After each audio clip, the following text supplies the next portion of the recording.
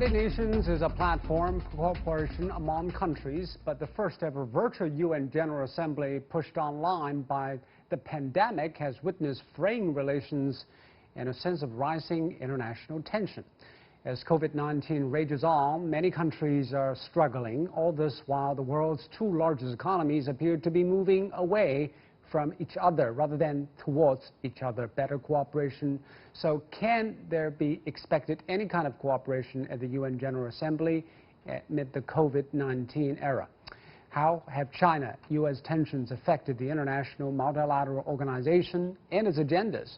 And what can major powers do to tackle those challenges? To talk about these issues and more, I'm joined by Wang Huiyao, President of the Center for China and Globalization, Jeffrey Sachs, University Professor of Columbia University and Director of the UN Sustainable Development Solutions Network, and later by Fraser Cameron, Director of the EU Asia Center in Brussels. That's our topic. This is Dialogue. I'm Zhou Yue.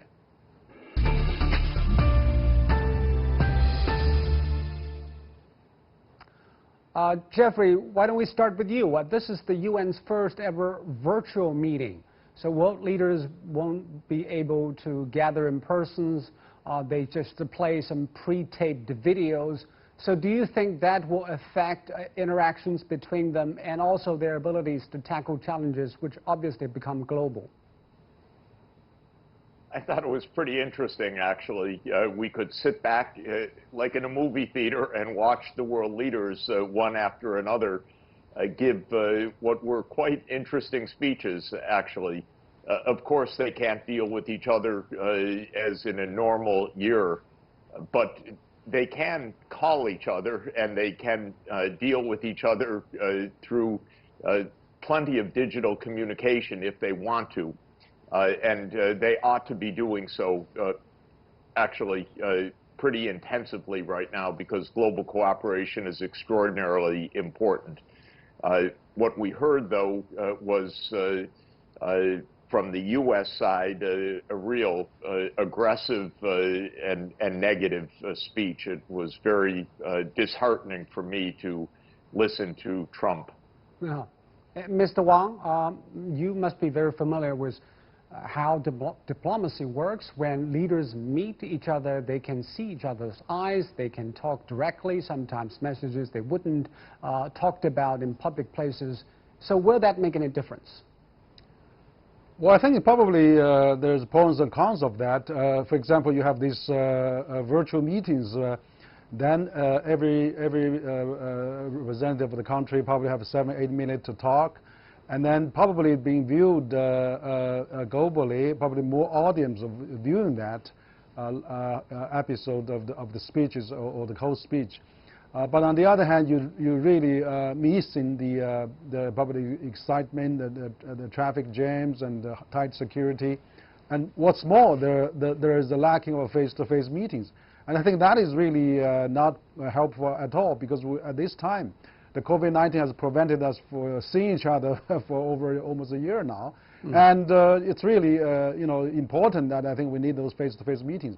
So we hope that have this kind of a dialogue, public display and speeches and conversations, but we really need more face-to-face talks, and I hope that can be really conducted even with COVID-19. We can still have some breakthrough in having the face-to-face meetings.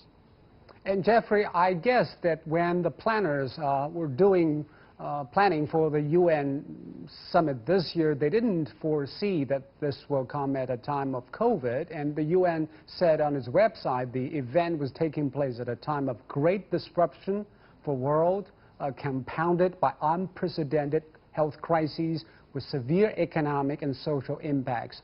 So the question is UN up to the task? Can UN handle those challenges when the world powers are diverging from each other?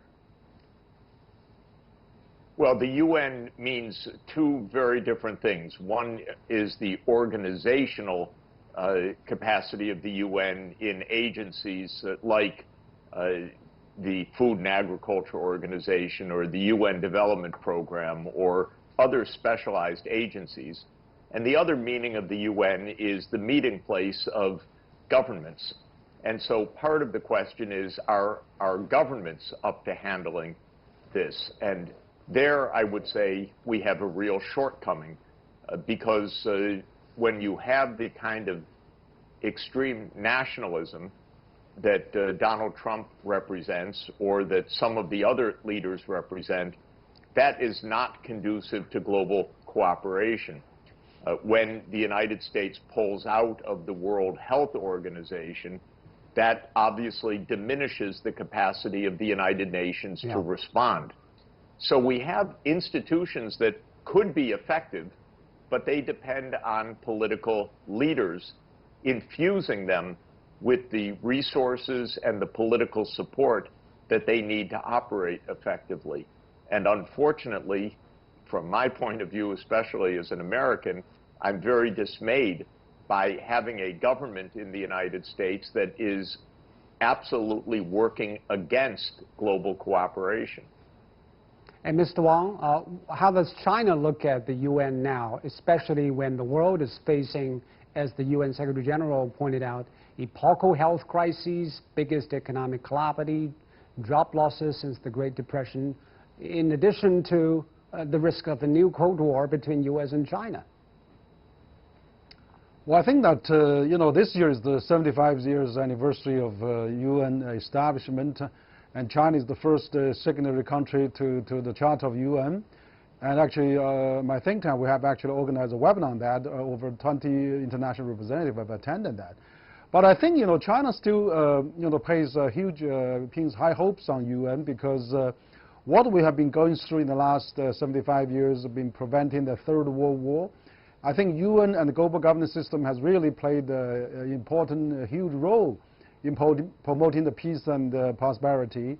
And that role, multilateral consensus should really be maintained and upheld rather than dismantled. So I think China probably worry about that quite a bit now because multilateralism is in many ways giving in to the unilateralism.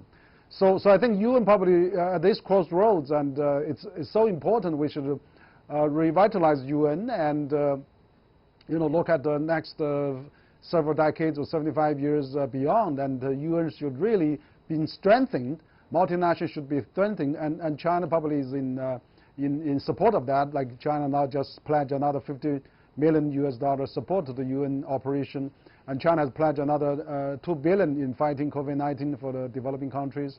China wants to see UN play more role and also have more multilateral discussion, consultations, and strengthen the international organization like WHO, WTO, and all those Paris climate change deal and things like that. So sustainable 2030 global agenda should be implemented. I think that it's difficult, particularly now we are facing a global pandemic that probably like a virus that's very, very unfortunate. We should really unite it rather than divide it. And it's absolutely important to have a UN to support and also leading the global efforts in fighting COVID-19 rather than the countries. So big countries should really support that, giving the more support of the UN system. So this is of very importance to China, and I think for the world as well. But there is also an overwhelming message heard inside the hall of the UN. That is the rivalry between China and the United States. And China says, we have no intention to fight either a Cold War or a hot war with any country. That's a message sent by Chinese president in his speech. Let's take a listen. We will never seek hegemony, expansion, or sphere of influence. We have no intention to fight either a Cold War or a hot war with any country. China will continue to narrow differences and resolve disputes with others through dialogue and negotiation. So, Mr. Wang, maybe China has no intention to fight a cold or hot war with the United States, but it's likely that the United States will impose a kind of a war on China. What will be China's response? Well, you're absolutely right. I think China's president has emphasized that point very well, that China doesn't want to have a hot war, a cold war. China wants to support multilateralism. China wants to really live in this UN global governance system. China wants to upgrade and maintain and support the global system.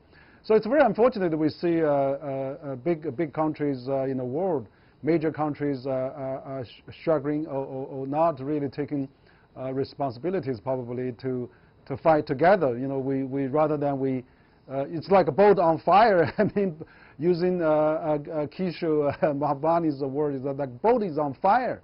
Let's put out the fire together rather than really obsessed with who started fire. You know, let's get a fire first.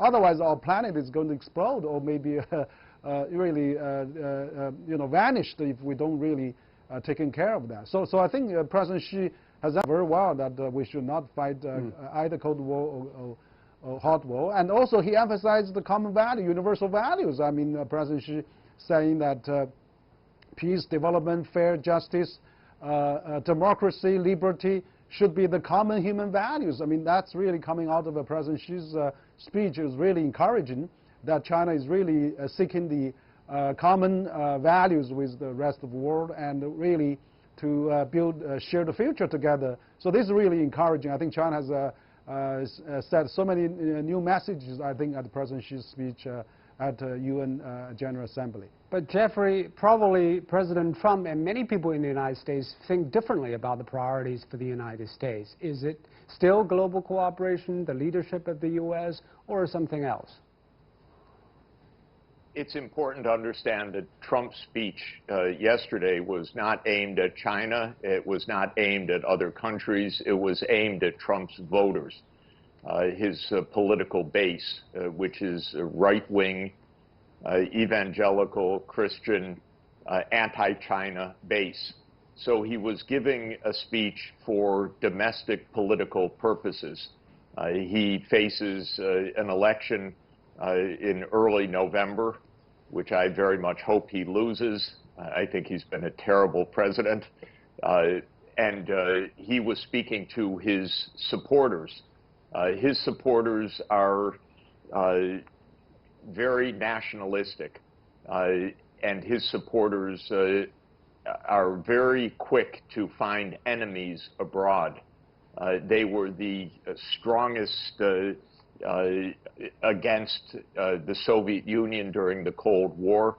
They were the strongest against Islam in the so-called global war on terror of George W. Bush. And they are the strong advocates of a Cold War vis-a-vis China. It's a religious, evangelical, Protestant, white base. It's a very particular cultural part of America, not a majority, probably about 20% of the population. Do you think his message at the UN will win him more votes politically and even expand his political base? Well, it's going to be a close election, and as I say, I hope he's defeated, because this is a self-defeating message. It's not good for the United States. It's definitely not good for the world. So I think that it's a very destructive message, but it is a message for domestic politics. And I think in this sense, no other country in the world supports it that I know of, and doesn't want it to be real. And I think the best way to view this for the moment is that this is internal U.S. politics. It's very inadvisable, it's very dangerous, it's filled with propaganda, but it is mainly geared towards a U.S. domestic political audience. So what do people around the world think of President Trump's message and Chinese president's speech? We have collected some opinions from social media platforms on what they think about the International Organization's anniversary meeting. Let's take a look at one of them. Roseanne Guerin said, at the opening of the UN General Assembly, President Trump accused China of failing to contain COVID-19, polluting the world, and manipulating trade, while Chinese counterpart Xi Jinping promoted multilateralism and voiced veiled criticism of Washington. So, Mr. Wang, obviously there are two messages and probably two philosophies regarding the world affairs by Chinese president and American president, but who get a larger audience this time?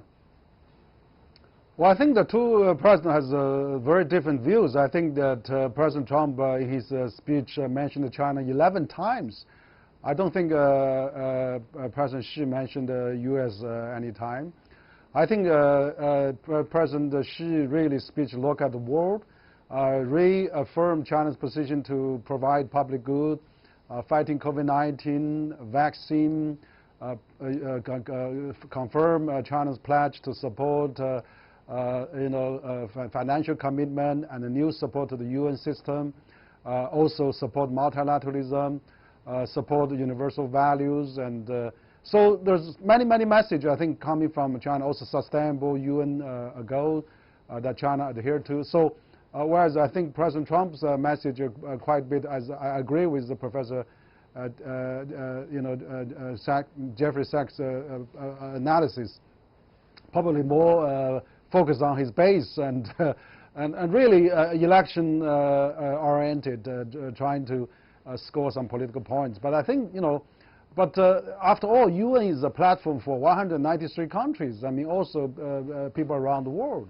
We probably see, with this COVID-19, we should really, when this planet is on fire, we should really put out the fire together. Being the number 1, number 2 largest economy, we have the moral responsibility and a big, moral commitment.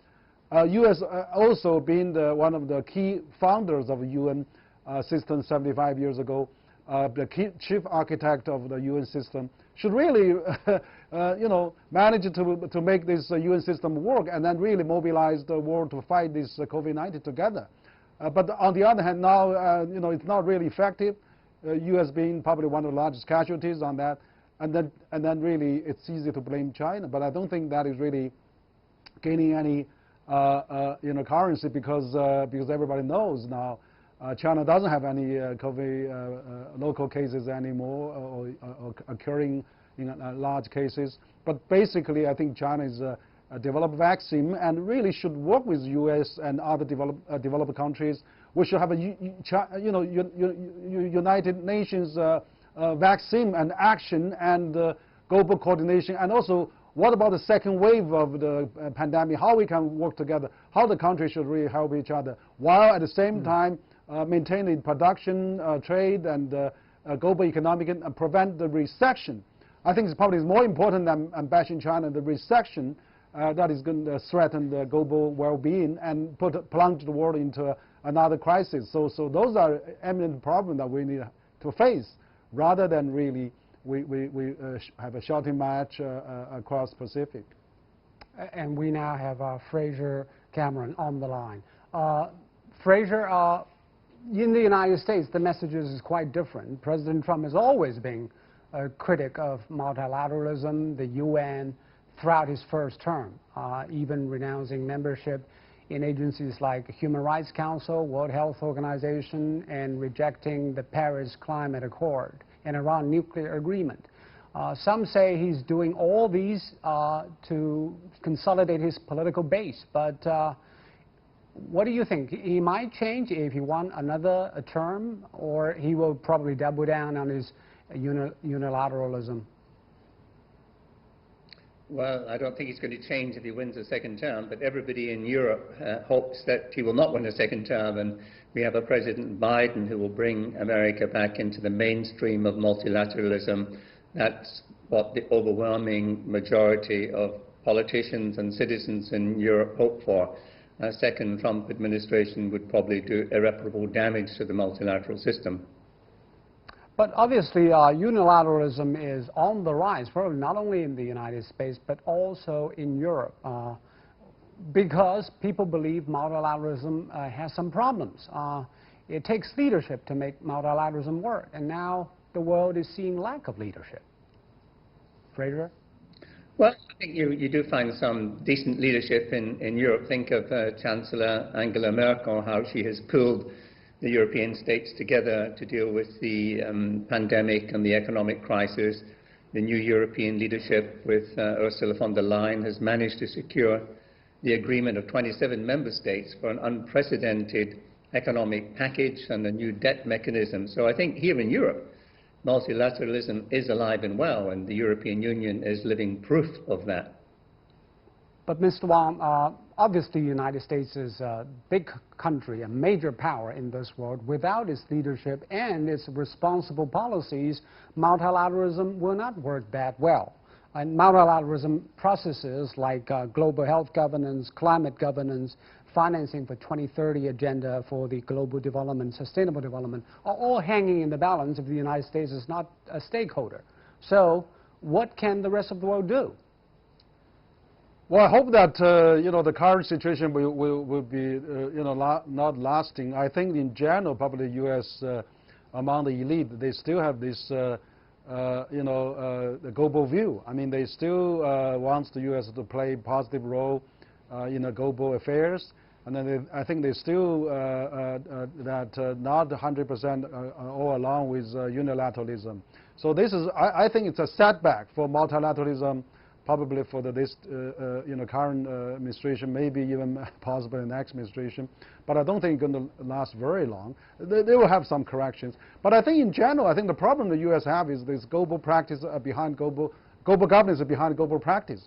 I think the gap between Wall Street and the general mass population in the U.S., I think can't blame all on that on China. So I think we need to really address a lot of the domestic issues, rather than we say, okay, unilateralism is the best now, American first, and multilateralism is bad and not working. But just imagine if multilateralism is not working, and if everybody goes back to the unilateralism, we are going back to the primitive days, and if decoupled with each other, everybody reinvent the wheel by themselves.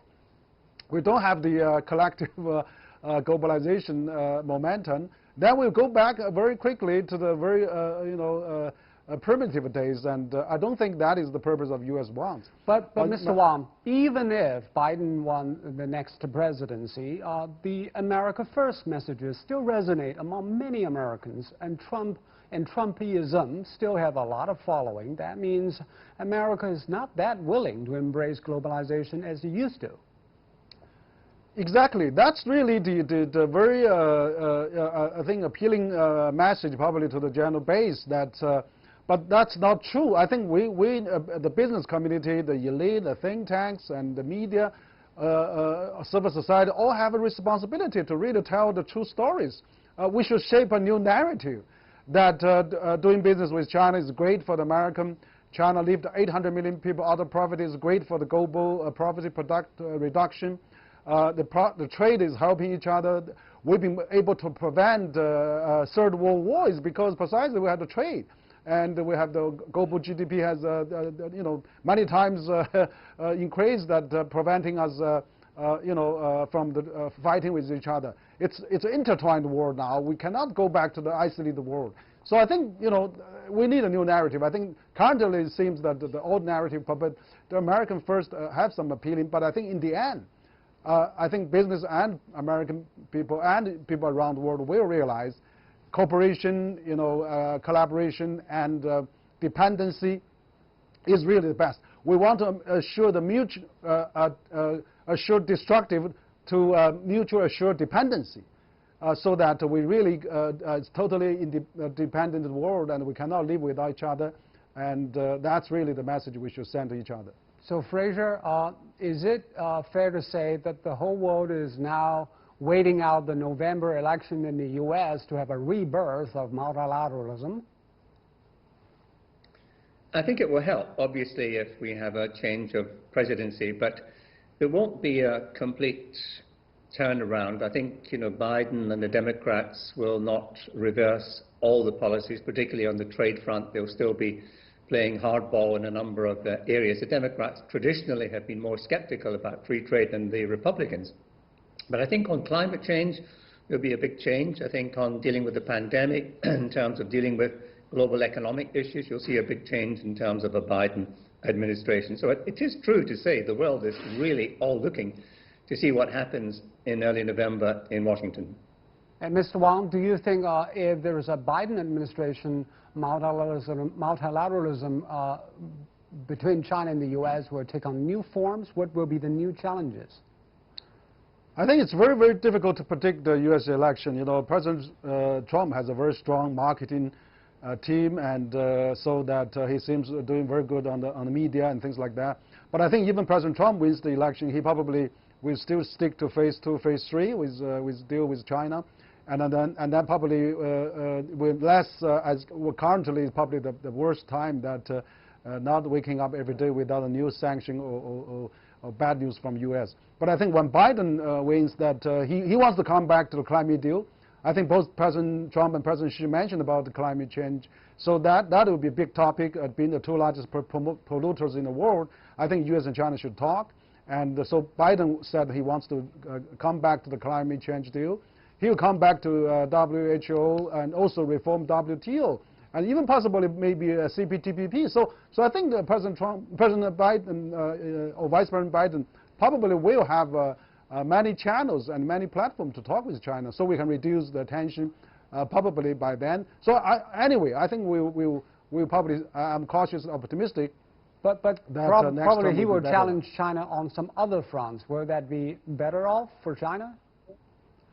Yeah, no, I think that, well, of course, the consensus on China is already being formed now across the board, the U.S. Congress, government, but I think, you know, the business community still have a huge business in China with U.S. 70,000 U.S. company operates in China with 700 billion revenue generated from China. So I don't think how they can abandon this huge market. And the world has to prosper together. Business has to do with each other. So I think the politics has to reflect the reality. And, you know, for example, WeChat they want to ban, but look at the Disney, look at the Walmart, look at the Apple. Everybody's using WeChat on American product. How can you really cut it off? So I don't think that, you know, in the long run, the business sense will fail. I think we have to prevent the common sense. And Fraser, from a European perspective, how do you look at the prospect of multilateralism and international cooperation? Well, as I said, it's in the Europeans' blood, multilateralism, and the European Union epitomizes that. I think I was encouraged by Tony Blinken, Joe Biden's foreign policy advisor, yesterday when he said there would be no decoupling from China, there would be some readjustment. I think companies have to make their own decisions. This is not governments can give them a steer on. There are, as the previous speaker said, many American companies, many European companies are making good profits in China. But inevitably there are readjustments as you look at labor costs, for example, and sometimes move production schedules from a higher to a lower cost wage economy. That's already taking place. We might see more of that. But I don't think sort of mass disruption to the global supply chain. It's proved effective. What I think we have to do is to ensure that those who lost out on globalization get a better deal. That's, you know, the bedrock of some of the disgruntled voters in America who voted for Trump, who lost their jobs, maybe in Detroit, didn't find a new one. So there has to be more emphasis on retraining, retooling, to ensure that they still have a perspective. That, I think, is one of the most important lessons from globalization to date. We cannot forget the losers. We cannot forget the losers, and there are a lot of them in the world. Thank you very much, Fraser, and thank you, Mr. Wang, for your insights. You've been watching Dialogue here on CGTN. I'm Joe in Beijing. Thank you so much for watching. Goodbye.